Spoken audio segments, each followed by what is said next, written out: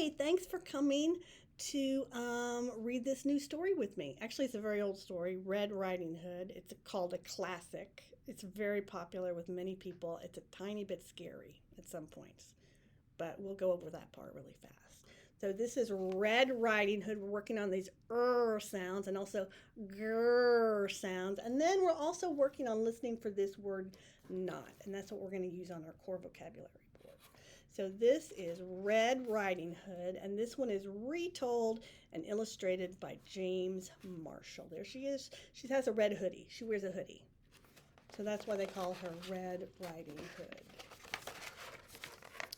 A long time ago, in a simple cottage beside the deep, dark woods, there lived a pretty child called Red Riding Hood. She was kind and considerate, and everyone loved her. One afternoon, Red Riding Hood's mother called to her, "Granny isn't feeling up to snuff today." That means she's not feeling good. She's not feeling up to snuff. So she said, "I've baked her favorite custard as a little surprise. For Be a good girl and take it to her, will you?" And Red Riding Hood was delighted. She loved to go to Granny's, and she loved it even though it meant crossing the deep, dark woods, which is going to be a little bit scary. I'm just warning you. Look how many cats they have. This family really loves cats. How many do you see? 1, 2, 3, 4, 5, 6, 7. I think I see 9 cats. Quite a few cats. Here we go. When the custard had cooled, Red Riding Hood's mother, right up here, wrapped it up and she put it in a basket. "Now, whatever you do," she said, "go straight to Granny's. Do not tarry." That means don't waste any time. "And do not talk to any strangers." "Yes, Mama," said Red Riding Hood. Ooh, look how dark these woods are. Before long, she was in the deepest part of the woods. "Ooh," she said, "this is scary." But just then, a large wolf appeared. "Good afternoon, my dear," he said. "Care to stop for a little chat?" "Oh, gracious me," said Red Riding Hood. "Mama said not to speak to strangers." She does not look comfortable. Look at her face. Look at that face. Oh, but the wolf had such charming manners. "Where are you going, sweet thing?" he said. "I'm on my way to visit Granny, who lives in a pretty yellow house on the other side of the wood," said Red Riding Hood. "She's feeling poorly. She's not up to stuff," is what her mom said. "She's feeling poorly, and I'm taking her a surprise." "You don't say," said the wolf.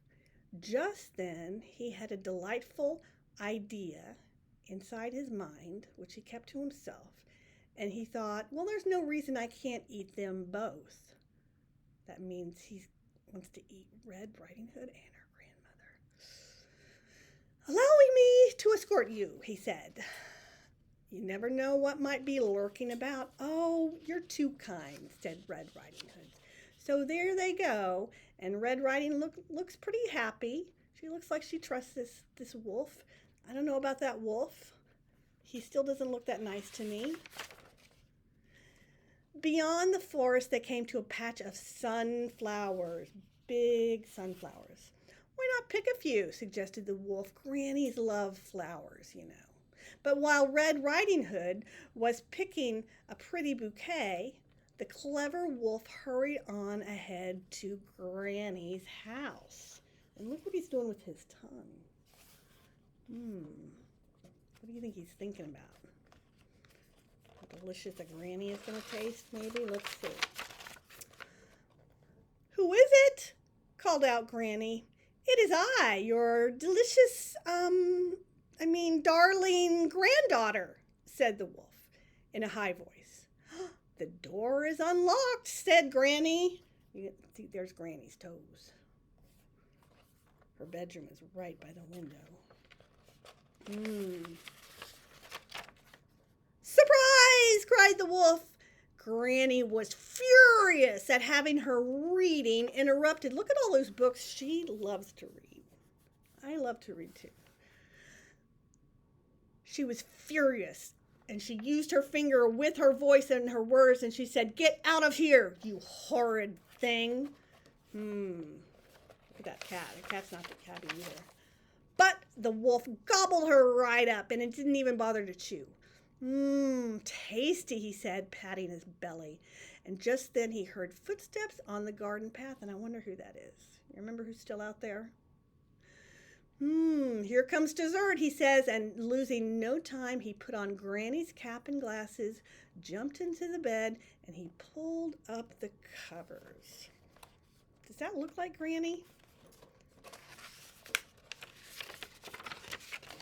Oh, who is it? He called out in his sweetest Granny voice. "It is I, your little granddaughter," said Red Riding Hood. "The door is unlocked," said the wolf. Now, whose feet are those? Are those Granny's feet?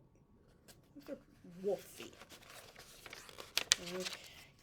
Red Riding Hood was distressed at seeing her grandmother so changed. That means so different from the way she used to look. "Why, Granny," she said, "what big eyes you have." "The better to see you with, my dear," said the wolf.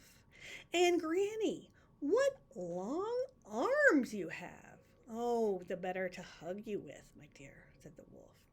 "And Granny, what big teeth you have." "The better to eat you, my dear." And this is a scary page. We're going to go really fast because then what happened? He gobbled her right up. "Oh, I'm so wicked," he said, "so wicked." But really, he was enormously pleased with himself, and having enjoyed such a heavy meal, he was soon snoring away like this.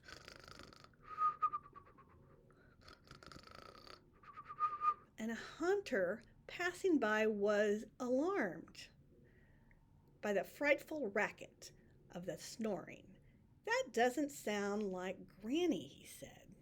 I wonder how Granny usually snores. Probably different from the wolf.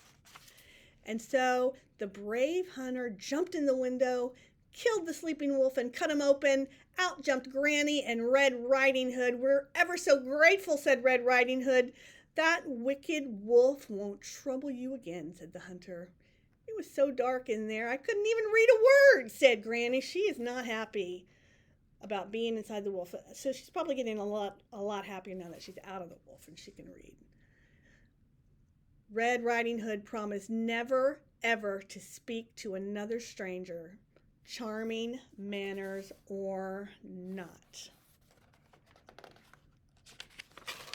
And she never did. The end. Thank you for reading this story with me. Remember to not talk to strangers. See you later.